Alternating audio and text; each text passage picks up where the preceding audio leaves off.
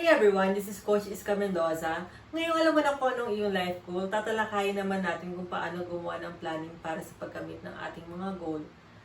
Unang-una, bago tayo magsimula sa planning, ay ipagpasalamat muna natin kung ano yung mga nangyari ng nakaraan dahil ito ang mga nagdala sa atin sa kasalukuyan.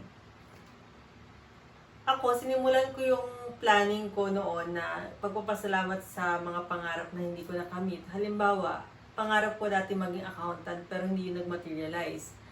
Kung naging accountant siguro ako, hindi ako maghahangad na pumasok pa sa law school.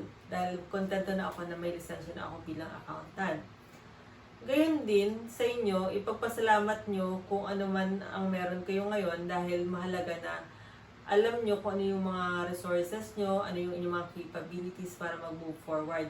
Kung sa tingin nyo, nagkaroon man ng pagkakamali sa nakaraan, patawarin nyo inyong mga sarili at ngayon ay may pagkakataon na makabawi at umusad sa hinaharap. Ika nga ni Steve Jobs, you cannot connect the dots looking forward. You can connect them only looking backward. So, magkakaroon na lang kayo ng aha moment sa inyong buhay na, kaya pala nangyari yon. So, lahat ng bagay ating ipagpasalamat. Ito ang best way para magawa natin ang ating planning stage. At matapos magpasalamat sa kung ano meron tayo ngayon, handa na tayo sa evaluation ng ating kasalukuyan. Dito naman, ina-apply ko ang business model ng SWOT analysis.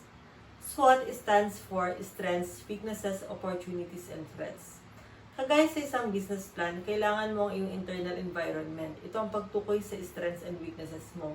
Ito yung pag-alam kung saan ka malakas, ano yung iyong kapasidad. Nung bata ako, akala ko kailangan maging magaling ako sa lahat ng bagay. Hindi pala. Mali pala yung kaisipan na i-convert mo lahat ng iyong weaknesses papunta sa strength. Maaaring ikaw ay maging average lang kung ano yung mga weaknesses mo at ipag-igihin mo kung saan ka malakas. At para naman sa opportunities and threats, ito naman yung tumutukoy sa external environment. Halimbawa nito, nung pandemic, nag-boom yung mga online store dahil mga tao natatakot silang lumabas. So ito yung example ng opportunities. Ang threats naman, halimbawa, yung mga bagay na wala sa control natin, kagaya ng pandemya.